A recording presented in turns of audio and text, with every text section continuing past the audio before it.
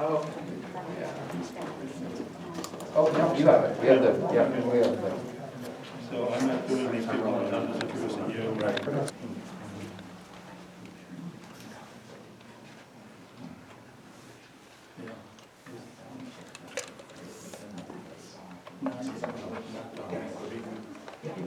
Crossing the line, you're staying in the water. Okay. Right now they're cracking down on that, they're saying you're entering Canada. Oh, okay, That okay. hasn't been policy in the past. Yeah, okay.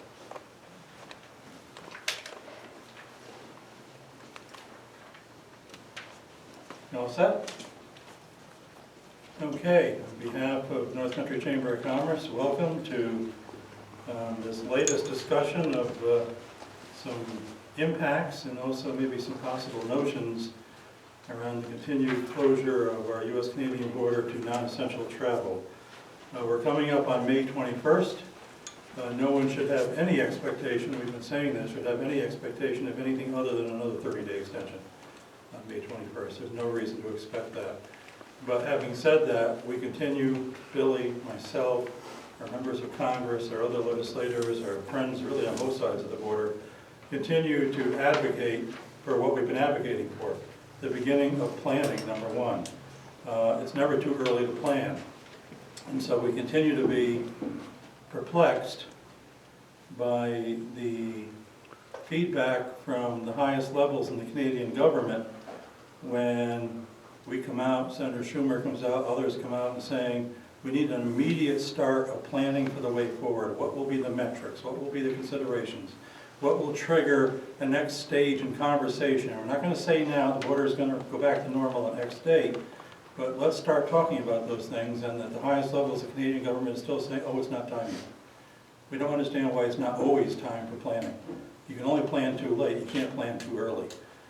So we just need to continue our advocacy, continue to be out there in the news media on both sides of the border to just stress our message, stress our message, stress our message. So some of this is going to sound repetitive, and a couple of weeks from now we'll be doing this again, it'll sound repetitive. But we've got to keep repeating this important message that it is past time to plan. Let's start the planning. And we're collectively saying that again here today. As well as, and this will relate to a couple of the guests who are with us, those notions that we have been putting out there for many months, asking for at least a serious binational consideration of some modest but important adjustments to the existing definitions of essential that don't have to involve huge numbers. You could even ask for them to show some documentation of their vaccination at this point, their card or whatever it is they have. We're not going to talk about a huge number that we need to be terribly concerned about. It can have a real impact on family reunification and contact, on people accessing their property and boats on the other side of the border that they haven't been able to do in over a year, and for some additional support for business people. Much has been said that, oh, the U.S. Canadian business relationship is secure, it's moving forward. There's been zero interference in that because commercial activity has been allowed to continue. To which we keep saying, thank you, and we're glad that shipping has been allowed to continue. It's vital, it's important to our supply chains. We're grateful for that, but that is not the be-all and end-all of business. The U.S. and Canada have vastly integrated economies and supply chains and vendors and relationships.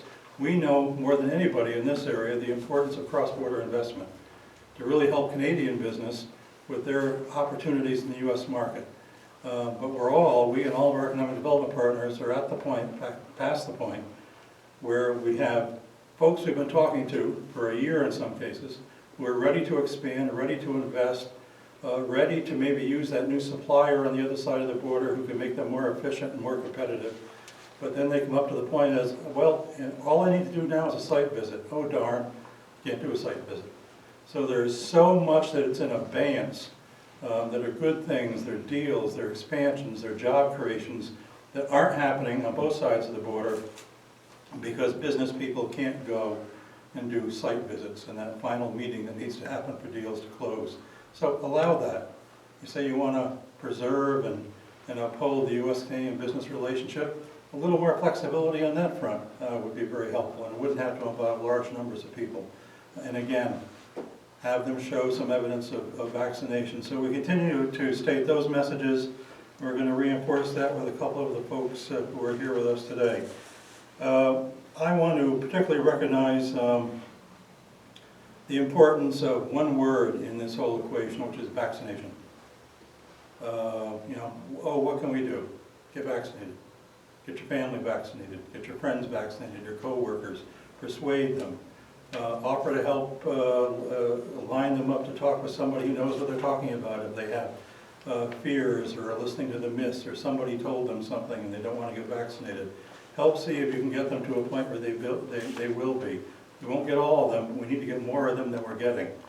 And that will help us on the border situation. How does it help us on the border situation? Well, we need to get both countries to the point where those vaccination numbers are higher than they are now.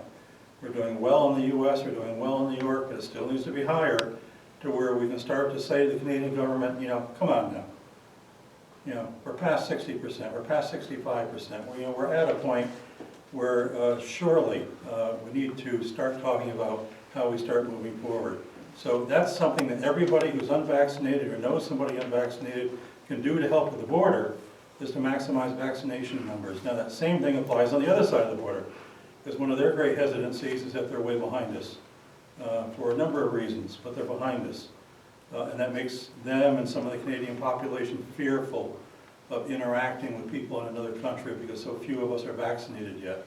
So we need to help with that too, and we have, there's a growing notion around that, and we're pleased that our Assemblyman is going to help embrace and put that forward today, and I'm not going to preempt him by saying what it is, but know that we endorse it fully, and we'll be joining with him in outreach to various officials in state government, and perhaps in Washington if needed, to see if what he's going to touch on today can be done. We think it can be done. If the will is there, we know it can be done. If we can generate enough will, there is something we can do that can signal to Canada, we care, we want to be helpful, we want to help get your numbers up, we care about the relationship. You were with us after 9/11 during a previous period of disaster and uncertainty. We want to find ways, and we think we have one, where we can be with you at this time, because we know you need to bring your numbers up. With that, it's my pleasure to call on our good friend, Assemblyman Billy Jones, who is just continues to be a real leader in all things for us on the U.S. Canadian equation. He is co-chair of the Committee of the Council of States East with colleagues from Quebec on U.S. Canadian matters and border-related matters, and he's been a great friend and advocate in that way, and providing the support that we need for all that we do here at the Chamber. We could not do but for the support of Billy Jones. Billy? Thank you, Karen. Good evening, everyone, or good afternoon, or morning, I should say. I've been on 3 Zoom calls so far, so it feels like the evening. But thank you for coming out here, and as Gary had mentioned, we have been harping and talking and pushing our federal officials and our friends to the north here to give us some kind of guidance. And here we are, 14 months, we're going into 15 months after, and we've just been told no, no, no. And we'll hear from various people today on the impacts, and we'll put a face on the impacts the impact that has had on our businesses and our families here in the North Country. And we're going to be a little more forceful in just not accepting no anymore.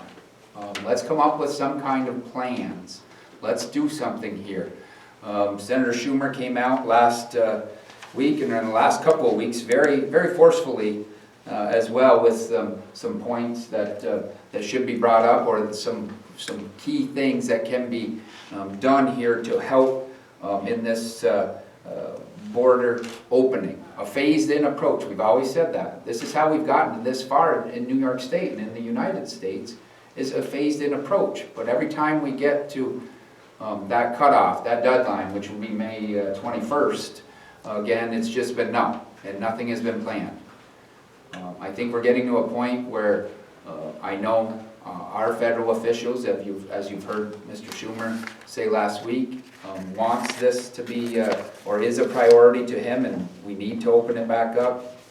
but we need tangible things and tangible results. So there are other states right now, North Dakota, one in particular, Michigan, that are taking steps to help get essential workers and essential travelers into the United States vaccinated from Canada.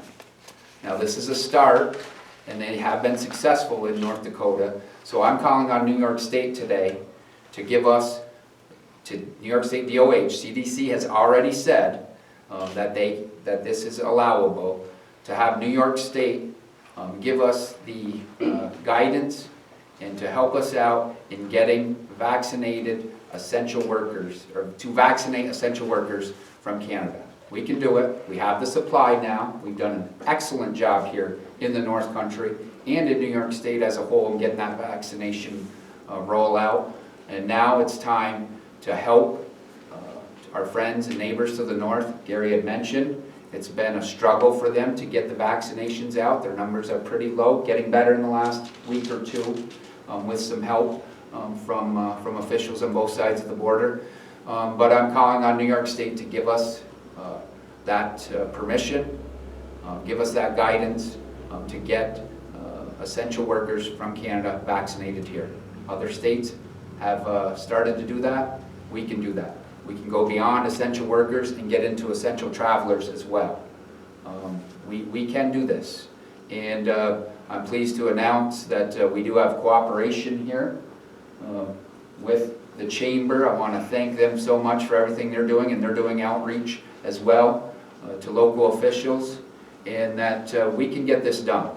And I believe we can. We have to talk to some state agencies. We have to get more plans firmed up, but we just need that permission from New York State DOH to roll this out. I think it'll be a start to a phased-in approach.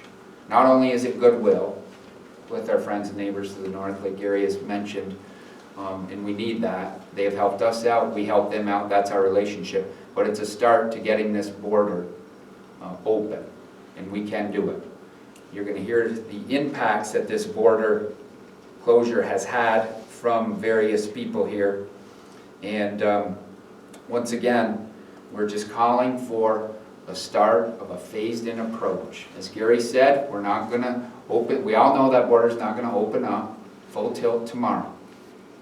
Some of us might be happy if it did, but we always want to do it in a safe measure, safe, where people are going to feel comfortable and safe to do it. But one of the first steps is we have to help our friends and neighbors to the north with this vaccination rollout. New York State has told us that vaccinations for foreign nationals is not yet determined, but the CDC has given permission to do this. And we're just calling on New York State to do that. So I want to thank everyone here. I think it's important that we are getting some good cooperation. I mentioned Senator Schumer before. He came out with 4 points previously in the past couple of weeks. He was visiting around the state and some major border entries here. And, very common sense approaches to get us opened up, setting binational criteria for reopening the border so there's an end in sight to the monthly announcements. Won't we be happy when that, when we don't have to go through this every month? Expand who qualifies as an essential traveler. We're talking about essential workers that happen in other states. We can expand that to essential travelers. And if you own property over here in the United States, I believe you're an essential traveler. If you have family members on each side of the border, you're an essential traveler. That family depends on you. So I think we can open this up more to that. We'll hear from our friends at the campgrounds and people that recreate over here every summer, have done for all their lives. So we're with Senator Schumer in opening it up more to essential travelers, and then we can help them get vaccinated if we get that permission as well. Calls for recreational and commercial boaters able to cross the border in Canadian and American waters, and ensure border personnel are vaccinated and have access to testing. These points, if we can implement these things, this will help the border open up. And we need to open it up. We're calling on our administration. I want to thank our federal officials. I want to thank Senator Schumer and Gillibrand for stepping up last week and giving us some guidance and helping out and saying enough is enough. But I'm calling on the Canadian federal government. Mr. Trudeau, open up this border. Start to open up this border. We need it. Family members, businesses, essential workers, everyone needs it. Second homeowners on each side of the border. We need to work towards this goal. We need a phased-in approach to safely open that border. We can't just have another announcement tomorrow or the next day and say, it's closed for another 30 days, see you in 28 days. Not going to work, it can't work anymore. We have to have a common sense approach to open this border up. Thank you, Billy. I'm just going to add a couple of kind of maybe details, elaborate a little bit more on this concept of opening vaccination access here in New York for essential travelers. One of the key categories in terms of numbers, it really would involve all of them, but particularly truck drivers.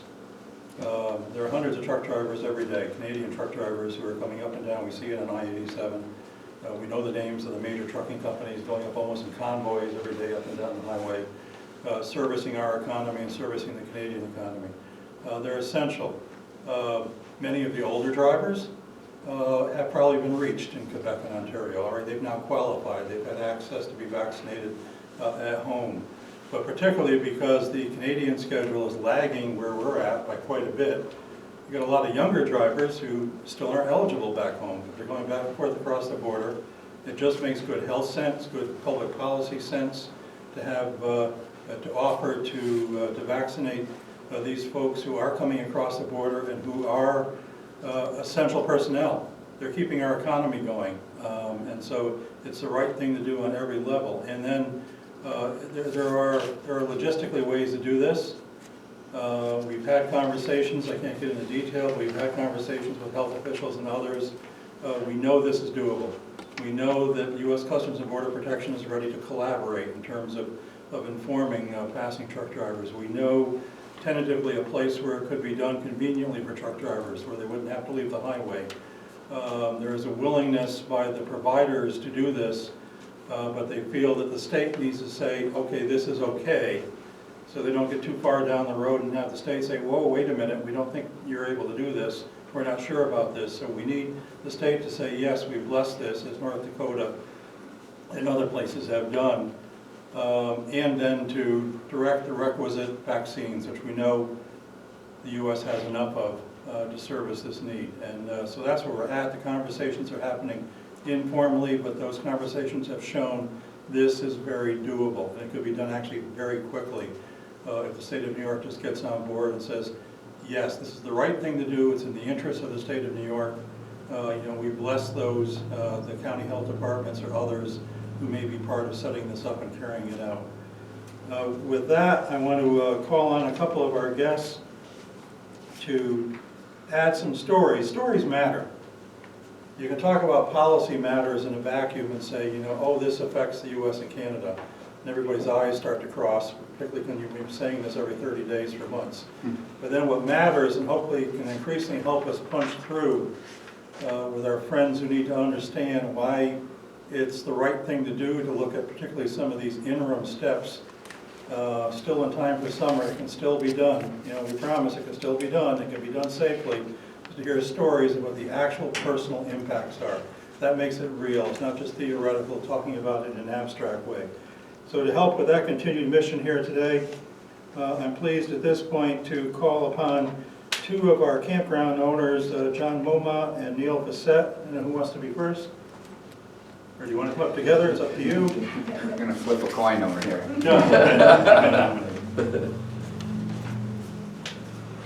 First, I'd like to thank Billy and Gary for all that you do for our community. Personally, I'm lucky to have you guys around. I have a campground. The campground end of my business has been dramatically affected by the border closing. 65% of our seasonal guests come from Canada. I'd like to think I'm here representing the community around the campground more than myself, though. There's There's plenty of little stores and restaurants and hardware stores that have really been affected way worse than we are. And it is very important for us to get this border open. It means a lot more to us than it does to Canada. And I'd be worried that the longer it stays, the greater the chance that the Canadians won't return on a extended basis, that they'll find ways to recreate and spend their free time in Canada instead of crossing the border. So I, for one, think it really is important that we get this open and appreciate the efforts. Thank you. Neil? Good morning. I too want to thank Gary and Billy for hosting this event and the push you guys are putting on to get the border reopened. I own Plattsburgh RV Park, which is just up the street, less than a mile.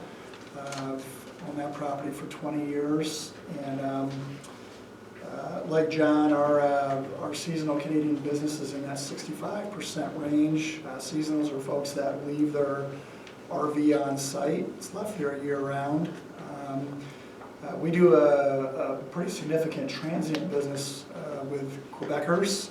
Those are folks that are coming in for the weekend or longer stays. The volume there for us is probably in the 75% range. So needless to say, the last year was pretty bad, and with the border being closed, this year is probably not going to be too much better. So, as John said, it's a huge impact on our businesses. But when these folks come in, they don't stay in our campgrounds. They go to our restaurants. They buy gas. They recreate. The economic impact to our community is huge. I fully agree with Billy and Gary that there's a need for a plan to get this border open. I am a big advocate for also considering vaccinating our friends from Canada here in Plattsburgh. They're essential. They're essential to our economy. In many cases, they're family. I have many close friends that I haven't seen from Canada who they've been there since I bought the property 20 years ago. And they send regular messages to us how much they want to be in Plattsburgh to spend time here. And we feel as though for campgrounds, property owners, people that have second homes, and the marinas, those are all situations where you can easily social distance. There's a lot of space. We feel as though there's a very safe way to allow these essential travelers back into the United States. And the border, frankly, it just cannot open soon enough.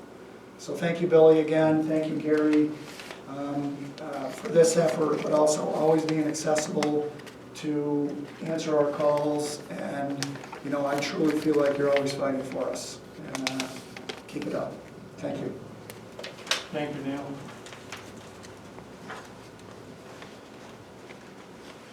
Next, we have Tracy Simmons, who's going to talk about her circumstances, which are an example of what many thousands of American families across the U.S. are experiencing, who have family on the other side of the border and just can't access them, and they can't access their family here.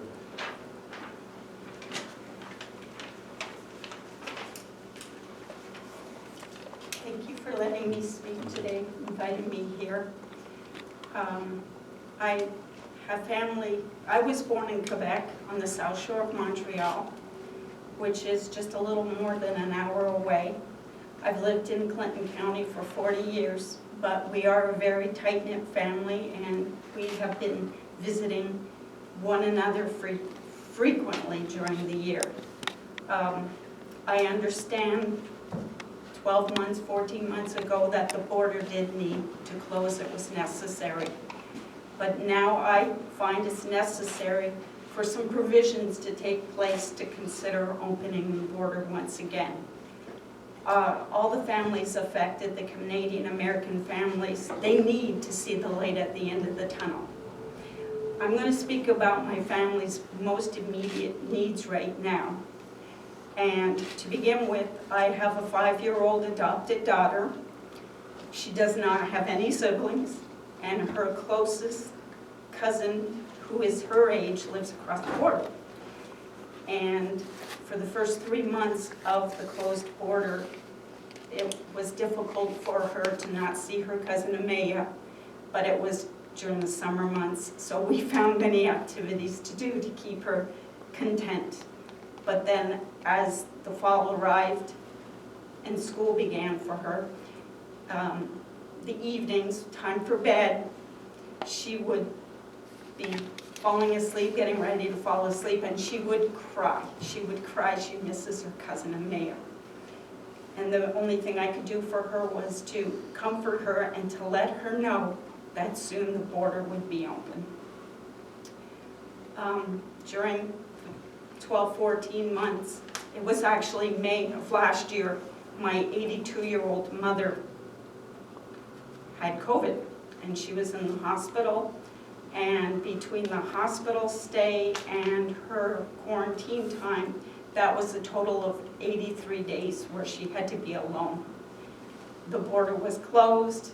I was not able to visit with her. I wish I could have been with her to help her with her extended recovery from COVID, to help her with little things in her residency apartment, to do some shopping, to buy simple little things that she enjoyed, like tea biscuits and a little outfit. So that was a missed opportunity. Sadly, this past January, I lost my mother to lung cancer.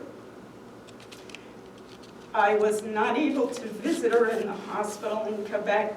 The hospital did not want any visitors. I was able to go to the funeral. Once again, I had a missed opportunity to be with my mother during her illness. My mother lived a very simple life. She was a very caring person. She took care of her mother, her father, her sister, who were ill, and they passed away, and she was with them. With her sister had lung cancer. She spent the remaining weeks with her in the hospital, sleeping in a cot next to her bed.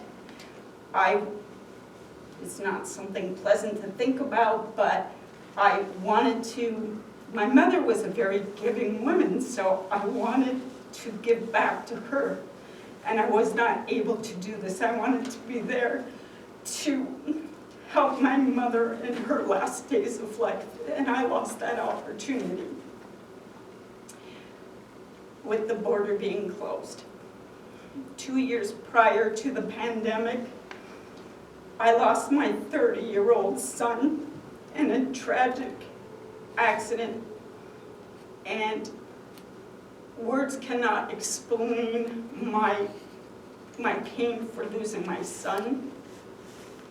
The only thing I can say is that I need my family across the border to help me with my grieving process. As I grieve for my son, for my mother, I need my family, and my family needs me. Today, I'm talking to you about my family situation. More importantly, this is affecting all families. Every family has their story.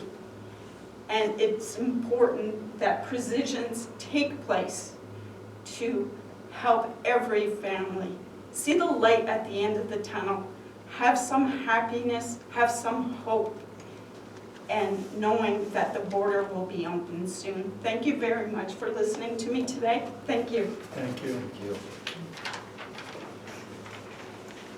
Thank you for sharing that very personal story. It's a compelling story, and Thank you. as sad as it is, the sad thing is there are hundreds and thousands of stories just like that, who aren't stepping up to a podium and being heard, but they're happening every day on the family level, and nothing binds the U.S. and Canadian special relationship more than the interpersonal relationship that's being interfered with.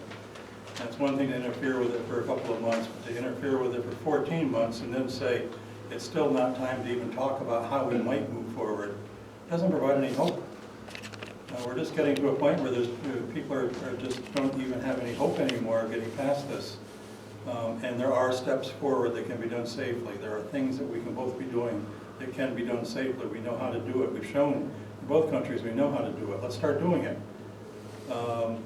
With that, I know we'd be happy to take questions at the podium. Sure. Or be available to you one-on-one. So if you'd like to ask any questions here and now. Gary, for you or for Billy, is there any optimism?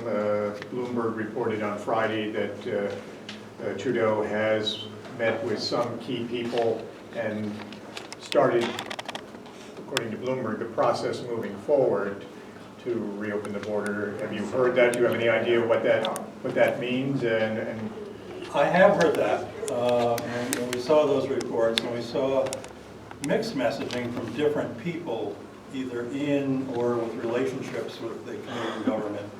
But mixed messaging is better than 100% negative messaging. At least there are a few voices in the Canadian government who seem to be saying, yeah, you know, we're starting to have conversations and we're in touch and we're talking. That's good. I think, frankly, the advocacy is working. I think when the majority leader of the United States Senate, Charles Schumer, stands at the Rainbow Bridge and basically says, darn it, I want to see a plan and I want to see it now. Put the diplomacy aside and all the nice words and start being real. We were real here today, you know, particularly with the testimony we've just heard. That's real. And our advocacy is getting more real and getting more pointed and a little less diplomatic because diplomatic wasn't working. We were pleased to thank Senate Majority Leader Schumer for that messaging. They can't ignore that. The Majority Leader of the United States Senate stands on your border and says, I'm disappointed in you. I need you to start taking this seriously and plan. I think that's starting to have an effect, and that's why we're going to continue to tell stories and do things like this all across the border, stakeholders of all kinds, because we think it's starting to have an effect. We're going to keep it up. Now, there were some other messages at the same time saying, you know, oh no, it's still not time. But again, mixed messaging is better than what we had in the past, which was 100% negative. Yeah, I agree, and when you're, I want to reiterate what Gary said. I mean, you had Senator Schumer saying that, and this advocacy works. I mean, if that story doesn't work right there with what Tracy told us, you know, we can get up here and say all we want. Those are the real personal stories that we hear every day.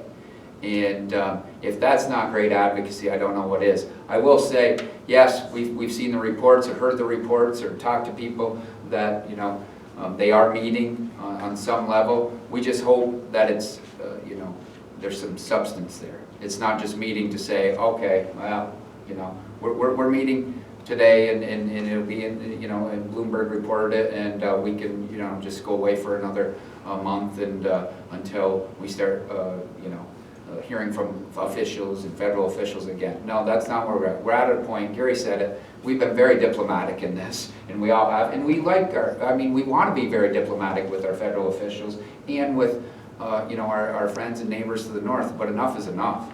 I mean, you have to put together a plan, Mr. Trudeau. You have to have your administration at least allow them to put together a plan. And that's what we're saying. We're going to advocate for this every single day, which we have been. You know, and I do believe, like Gary said, it is working, but don't give us false hope. Actually come up with some concrete steps in getting us to the next level. One of the things that I'm curious about is that you're asking the state for permission to be able to do vaccination sites for Canadian travels coming down. Especially truck drivers. Yeah, especially truck drivers. The article that I read about with the North Dakota sites that are doing that, if I recall the article, it was on a Native American reservation that was doing that. Are you reaching out to like the Abenakis and stuff to see if maybe you can accelerate the plan? They are a sovereign nation, so could that be a way to bypass New York if New York drags its feet? Yeah, I think we have to be careful here. Okay. The difference is, in the North Dakota situation, you were in an area where there's a lot of energy activity. And that is very intertwined with the energy sectors north of the border. And so it's a small state, but with an intense amount of cross-border trucking. It happens to be to a large degree on Indian territory. So that facilitated it here. Here, where our native territories are, isn't where the trucks are moving. So you need to catch this where the trucks are moving. So it's going to have to be somewhere on I-87 in western New York, probably at the Peace Bridge, maybe in the St. Lawrence area if we get this going, maybe at Alex Bay, the places where the large volumes of trucks are moving and don't have to get off the highway and go some long distance to stop and do it, otherwise they won't do it. Yeah. So there's a logistical difference here in terms of the circumstances in North Dakota and what we're doing here. But it worked, it was very well received in North Dakota. It worked very well. It worked very well. It It showed that they will take this up if you offer it to them. Yes. And I believe, you know, we don't want to, for lack of a better word, we want to get permission from New York State to do this. And we need it. And I feel, and we are coming up with some very good concrete plans. There's going to have to be a few state agencies involved in that, working with our local officials who have been tremendous at this vaccination rollout. They've done a great job. They're willing to get on board as well. So, you know, we're going to have a good concrete plan. We've initially talked to the state. I have written letters. We have talked to DOH. But we are going to have a good plan. And it's going to be hard for them to say no on this. And we will have the vaccination supply. We want to keep the vaccination supply coming. We want to start out with, like Gary said, the truck drivers, the essential workers. But we can put that on to, as Mr. Schumer had said in his statements, essential travelers. And you've heard the stories here today of what an essential traveler is. And you've heard some remarkable stories right here, what an essential traveler is. And we can expand that into that, we believe. But we are going to have a good concrete plan with our local officials and to go to the state with, and we've started those initial conversations. I can't say enough either. It is a special opportunity that comes once in a while to really define and remind us all, including our friends in the Canadian government, of the unique qualities of the U.S. Canadian social relationship. And I harken back again to after 9/11, when thousands of Americans were trapped at airports in Newfoundland and other places and were taken in. And the response of our Canadian friends at that time to help Americans and stand by us. And then, by the way, to shed their blood in Afghanistan with us in response to all of that. This is an opportunity for us to do the same in return for them in a smaller way, but an important way, but also to send a message to reinforce once again to everybody in both countries, this is what the relationship is about. It's not the U.S. and Bulgaria, it's not Canada and Thailand. You know, it's the most special binational relationship on the face of the earth, because we care about each other, we're family, we're neighbors, we're friends, we're business partners, and we support one another anytime that the other needs support. And so I think there's a real clarion call that goes with doing this, and doing it more broadly than it has started in North Dakota, that reminds everybody about, you know, how careful we ought to be with this relationship. And that you shut it down for 14 months, the most special person-to-person relationship on the face of the earth, and think that isn't harming something very important and precious. I think doing this is a real major way to give voice to that sentiment, and that very important part of the relationship, so that maybe you're not valuing it enough in some places in Ottawa. Think about it. Think about it in a different framework, and maybe you'll be motivated to say, yeah, you know, maybe we ought to consider that, and maybe it's not just numbers. Exactly. And I think, like Gary says, it sends a strong message. I mean, we want to do this for the good, obviously, of the essential workers and the essential travelers here, but what a message that sends if New York State gives this permission. Like Gary had said, this sends a message that we are there for you, our friends and neighbors to the north. We care about you. We want you back here.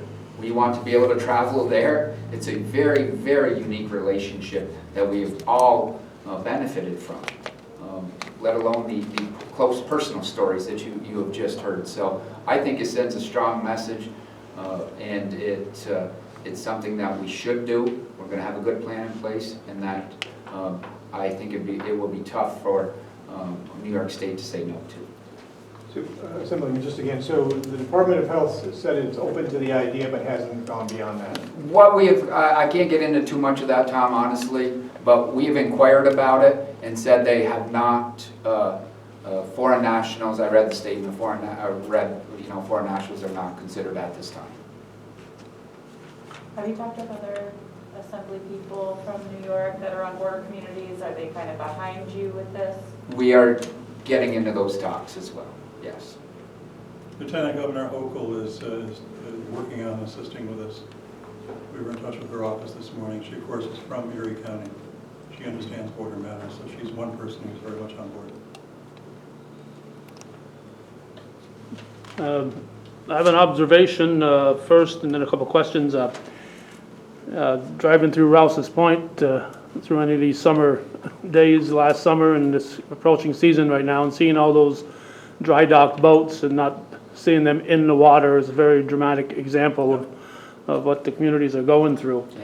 Yeah. But looking beyond this great plan to vaccinate these essential people and looking beyond that into the future where the border is wide open again, do you think there's a small portion in the back of some of their leaders' minds that says, like John said, let's get our people, once we open up our provinces going back and forth, let's get our people to stay local and not spending their dollars over in the States? I'll let you take that one, Gary.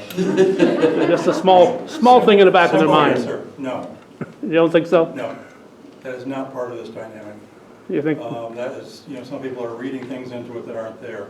It is a fear in the Canadian population of the pandemic, of initial impressions going back last year that things in the U.S. seem to be out of control, and there were spikes happening. By the way, that's now been happening more recently in Canada. But it built in a fear that they're not past yet, that opening the border might somehow set them back, even though we're now well ahead and on the right track and trying to help them get there. And I will say this, which is a little bit undiplomatic. We all know that, you can close your ears now, Mr. Okay. We all know that when elections come up, they're sometimes referred to as the silly season. Because things don't get decided and talked about quite the same way as they sometimes are in some ways between elections. We have a minority government in Canada that is going to face a federal election probably by September. Might be sooner. There are some speculating, it might happen in August. Most are speculating September, October at the latest. And you can read into that, I think, the greater potential impact of kind of political calculation. Gee, this might be controversial because people are polling so much in Canada, they're still so fearful of this, that maybe I don't want to touch that when I'm in the run-up to an election. So I think the realities of a pre-electoral season are really more a factor than some calculation. It's not a calculation other than maybe political. Okay, just one one other question. Looking ahead to the day when we do have freedom to go back and forth like we have in the past, do you foresee some sort of vaccine passport that would be required, or what's your thoughts on that? Two things about that. There's a lot of talk about that. New York is thankfully way ahead of the curve in having the Excelsior app. I have it on my phone. I went to Maine last week and took it with me in case I was asked anywhere. I could hold it up and say I'm vaccinated. That's a good thing. We want to be real careful and need to oppose the sense of some who would say, oh, well, this is that phrase that I disdain entirely, the new normal. We all want to get back to normal, not somebody's reframed notion of what normal is. That, I heard somebody say in a meeting recently at a conference, well, I'm used to having to get vaccinated to travel to other countries around the world. Well, I'm sorry, Canada is not Gambia. Canada is not India.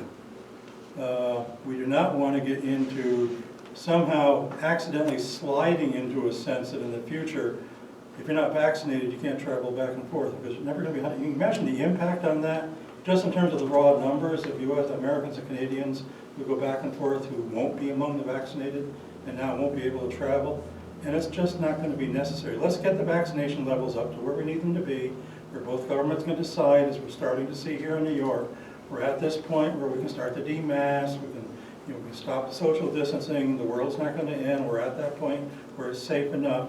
And frankly, if we're at the point where it's safe enough to travel from Quebec to British Columbia, and it's safe enough here to travel between New York and Oregon, then it ought to be safe enough to travel between Quebec and New York. I would hope so. And so I think it's a way of my saying, we need to stay away from this slippery slope of, oh, here's the solution. And there's some techies out there, I've been in a couple of virtual conferences with them already, who want great investment in their new whiz-bang technologies for documenting everybody health-wise that crosses the border. No, we can't go there. Well, let's hope we don't have to.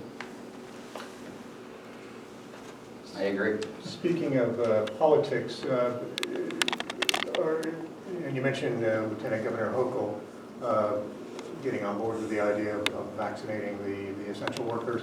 Has there been enough push from the governor's office on this, or do you wish that the governor would take a stronger position and play a more active role in trying to help move things along? I think, Tom, this is, events like this get the governor more involved. Haven't really seen a lot from the governor's office on that, and I'm not slamming him, but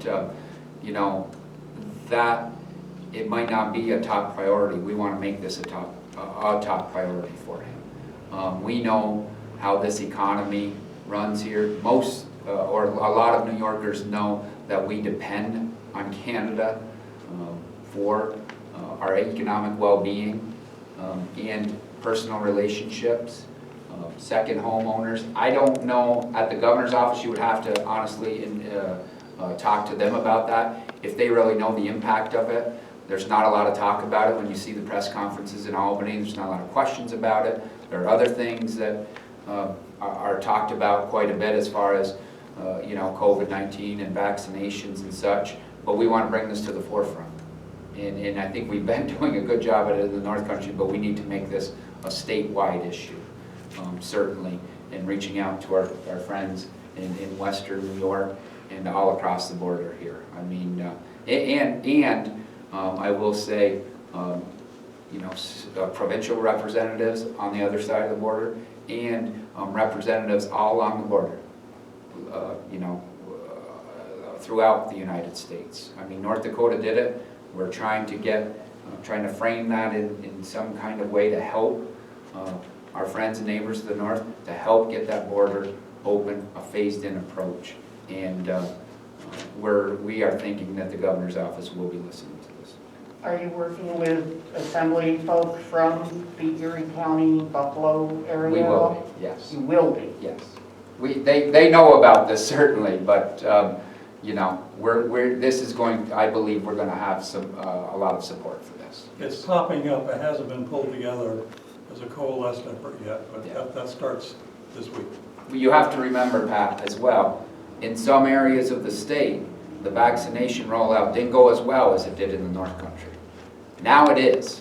I mean, and I'm very proud of what we have done here in the North Country, but we were seeing, we had 2 state facilities here, we had the county involved, we had pharmacies involved. We got people vaccinated that wanted it in rapid speed. We really did. We did a great job.